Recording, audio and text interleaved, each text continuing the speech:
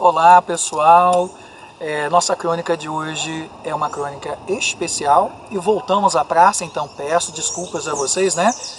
Desculpa, som lindo, maravilhoso desses pássaros, mas algumas pessoas conversando um pouco mais abaixo, né? Mas tudo bem, a praça é isso, é o espaço vivo da crônica. E hoje eu tenho uma convidada, e a partir dessa crônica outras, né, virão com esse formato, mas tem uma convidada especial que vai falar um pouquinho sobre literatura e sobre educação. Uma pessoa a quem eu tenho assim, uma admiração muito grande pela pessoa que é, pela profissional que é, e a gente vai bater um papo muito interessante. Olá, eu sou o Campista Cabral, seja bem-vindo a este canal. O espaço da crônica, o espaço da vida. Você não conhece esse espaço? Conheça, se inscreva. Roda a vinheta.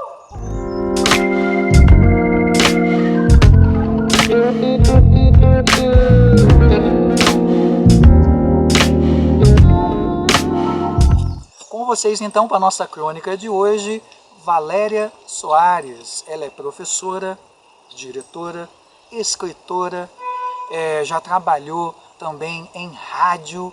Ela tem uma história muito bacana aí, muita experiência, muita coisa para contar para gente. Então com vocês, esse bate-papo na praça com Valéria Soares. Oi, eu sou Valéria Soares, sou professora, como o Jorge já falou. Engraçado que eu nasci em Teresópolis e é a primeira vez que eu ponho os pés nessa praça, né? Já passei por aqui várias vezes.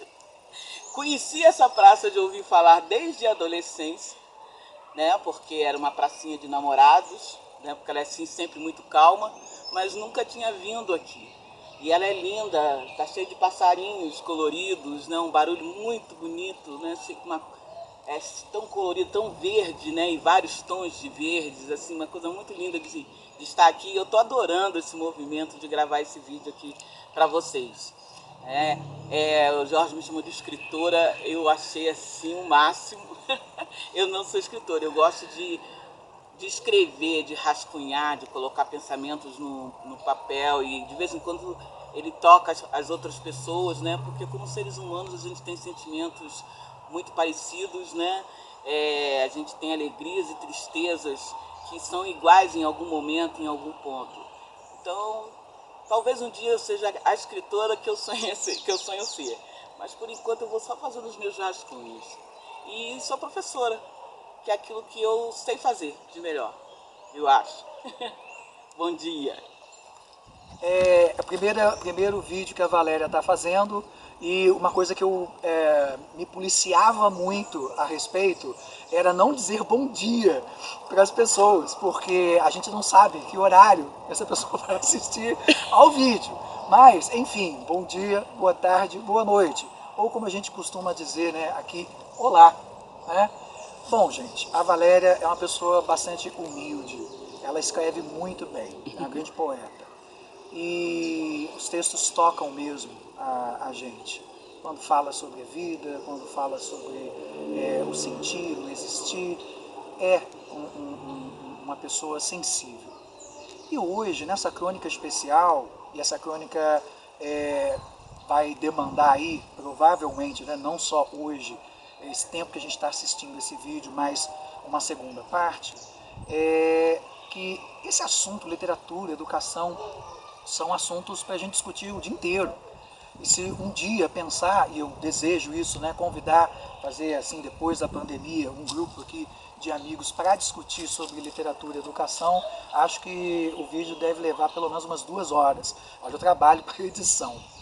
Bom, mas para a gente pensar um pouquinho esse momento tão complicado, tão conturbado que a gente tem vivido por conta do isolamento, em razão da pandemia, e infelizmente com o cenário político atual, quantas coisas estão fazendo a diferença, pesando mesmo no que a gente pensa, no que a gente imagina para a nossa vida. E quando a gente fala em educação e fala em literatura, a gente fala exatamente sobre isso, né? Sobre vida. E a minha primeira pergunta para a Valéria seria nesse sentido: como é que ela imagina essa educação pós-pandemia? Como é que ela vê essa educação depois desse momento tão conturbado que a gente está vivendo, principalmente em razão da nossa experiência na educação pública? Olha, eu ia dizer que eu sou bastante otimista, mas eu não quero ser otimista, pessimista, não. Eu gostaria de tocar naquilo que eu percebo, né, como uma realidade nesse momento. Na verdade, a gente já convive há muito com essa diferença, né, dentro da nossa realidade da educação. Há muito tempo que a gente sabe que a educação não é a mesma para todo mundo, né, que há discrepâncias sociais muito grandes, que há discrepâncias raciais muito grandes na educação no Brasil. E esse momento ele acentuou, ele revelou isso para um maior número de pessoas. Eu não sei se ele acentuou, acho que ele revelou. Ele deixou claro, né, para aqueles que ainda tinham alguma ilusão de que isso não acontecia por aqui, né, que isso existe. Mas também é um momento de um aprendizado muito grande. Eu sempre acredito que crises, né, se a gente consegue passar por uma crise, a gente vai sair melhor do outro lado. Não há como você vencer uma crise, ultrapassar uma crise e não sair melhor, não crescer com ela. Então eu acho que a educação vai crescer com ela. Por quê? Porque os professores tiveram que se reinventar, tiveram que se refazer, tiveram que repensar, né? Porque ser professor é uma coisa muito interessante. A gente primeiro precisa ser. Um professor, ele não está professor, ele não põe o pé na escola e diz, agora eu sou professor. Ele é professor o tempo todo. Ele pensa como professor o tempo todo. Tudo aquilo que ele vê, tudo aquilo que ele experimenta, tudo aquilo que ele vive como professor e ele está sempre elaborando de que maneira aquela experiência vai facilitar ou vai servir para a sala de aula. Essa é a verdade. Por isso que a gente diz que o professor não para de trabalhar nunca, ele está sempre planejando. Ele não precisa de uma caneta, de um papel, de um computador para planejar. Né? Esse planejamento já é um ato contínuo, né? A gente está sempre com aquilo na cabeça, está sempre pensando em como vai fazer, como vai atingir. Isso faz parte da nossa vida. E nesse momento foi uma coisa interessante, a gente fala muito assim em formação continuada, né? Em reciclar, eu acho horrível essa coisa da reciclagem, né? Tem que parar um pouco de falar sobre isso. Mas a formação continuada, em a gente aprender, e fizeram um movimento com a gente nesse momento de crise, em que a gente teve que aprender, né, e buscar o que cada um individualmente precisava para esse momento. Não foi uma coisa assim, nós vamos sentar numa sala para um curso em que todos vão ouvir a mesma aula. A aula foi individual, né? Cada um teve que se reinventar naquilo que precisava, naquilo que lhe faltava, e teve que sair em busca disso para poder atingir o aluno do outro lado, numa telinha de um celular obsoleto ou numa tela de um bom celular, dependendo de para quem ele está falando, né? Atingir esse aluno e minimizar o máximo possível as dificuldades e as diferenças existentes. E isso, eu acredito que vai transformar em algum ponto a educação daqui para diante. Isso vai aguçar, vai refinar o olhar desse professor para quando ele voltar para a sala de aula. Porque ele experimentou essa diferença. A gente sabe que ela existe, a gente convive com aluno em sala de aula, a gente ouve a história de um e de outro, mas uma coisa é você saber que ela existe, outra coisa é você sentir na própria pele que ela está ali. E quantas vezes a gente teve que chorar do outro lado da tela, porque a gente sabia que o aluno estava ali tentando acompanhar a aula, mas precisando do kit de alimentação que a escola estava oferecendo, ou com alguém doente, né? Ou sem poder fazer isolamento, ou aproveitando que estava em casa para fazer algum tipo de trabalho porque a família, alguém perdeu o emprego, ou vivenciando situações das quais ele fugia porque estava presencialmente na escola e aí ele não pôde mais fugir dessas situações, né? São tantas coisas, né, que a escola às vezes protege esse nosso aluno de viver, e no momento em que ela deixa de existir por uma crise como essa, ele não tem essa proteção, que o professor pode experimentar tudo isso. Então eu acho que com toda a crise, com toda a dificuldade, com todo o sofrimento que está acontecendo, né, por parte dos estudantes, né, dos professores, de equipes diretivas, de todo mundo que está pensando em educação nesse momento, eu acho que tudo isso vai fazer com que a gente cresça e faça melhor o que a gente já vem fazendo muito bem até aqui.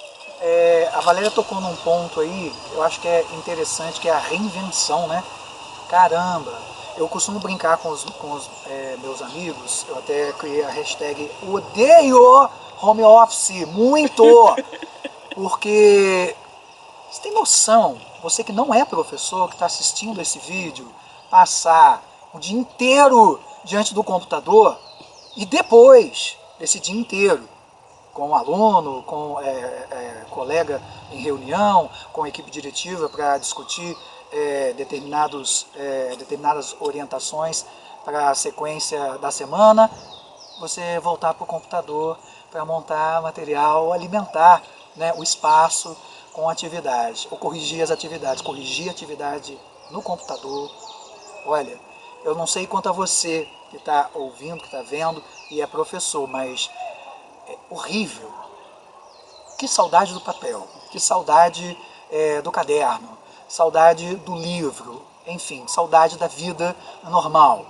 Mas eu acho isso realmente, essa discrepância que a Valéria pontuou, ela se acentuou consideravelmente com a pandemia.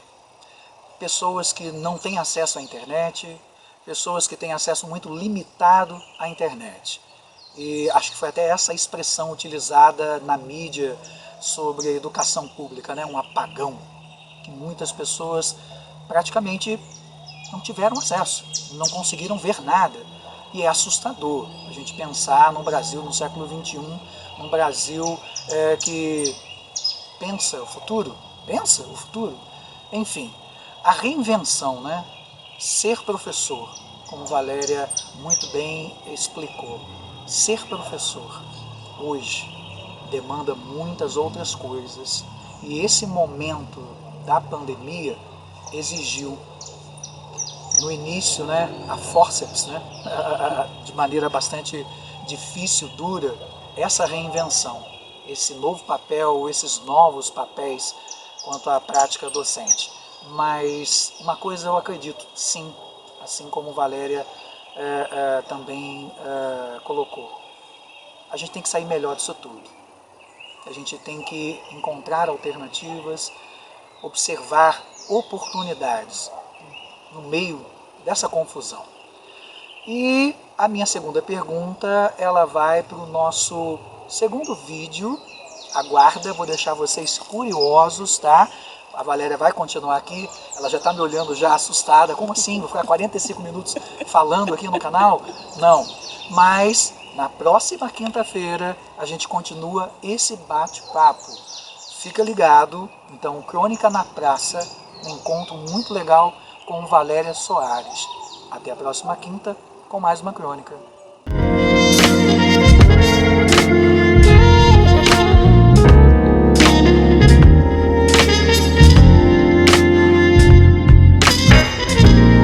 Tô gostando do foco ficar longe, assim.